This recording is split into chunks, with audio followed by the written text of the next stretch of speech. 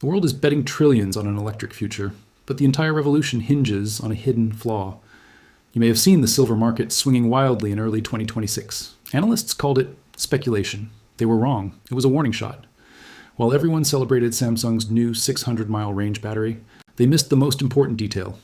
It needs a full kilogram of silver for every single car. In a world already facing a silver shortage, that changes everything. This is the math that proves the silver market is on the verge of breaking. For decades, the energy transition has run on lithium-ion batteries, but that revolution is hitting a wall. We all know the problems: range anxiety, long charging times, and battery degradation. Car makers are hitting the fundamental limits of the chemistry.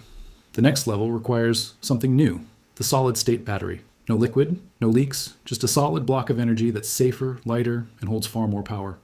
This isn't science fiction. Samsung's prototypes are already hitting 600-mile ranges, with mass production slated for 2027. The technology is here, but it comes with a cost no one saw coming. The big problem for solid-state batteries was always dendrites, tiny destructive metal spikes that grow inside, causing short circuits and fires. In a 2020 paper, a Samsung team announced they had solved it by creating an ultra-thin shield from a silver and carbon composite. This layer stops the dendrites, making the battery safe, small, and powerful. But here's the detail everyone missed. Their design requires 5 grams of silver per cell. A standard long-range EV battery pack has around 200 cells. That's 1,000 grams, 1 full kilogram of silver per car. A current EV uses about 25 to 50 grams. This isn't a small increase, it's a 20-fold jump, a demand shock the market is completely unprepared for. If you're starting to see how one tiny breakthrough can send shockwaves through an entire global market, then make sure you subscribe.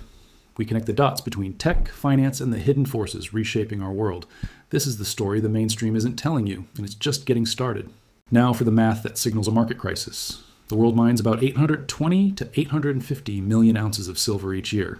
That's the supply. Now, demand. Global EV sales are projected to hit 16 million vehicles annually by the late 2020s when this tech rolls out. Let's be conservative and say Samsung's battery captures just 20% of that market. That's 3.2 million cars a year. At 1 kilogram of silver per car, that is a demand of over 514 million ounces of silver. That single technology, with only 20% market share, would consume over 60% of the entire world's annual silver production. And this demand bomb is landing on a market that was already in a structural deficit. For years, demand from solar panels, electronics, and industry has outstripped mining supply, draining stockpiles. When a new technology is set to consume half the world's supply, the math simply doesn't work. Skeptics will raise 2 points. First, why not just mine more silver? Because you can't.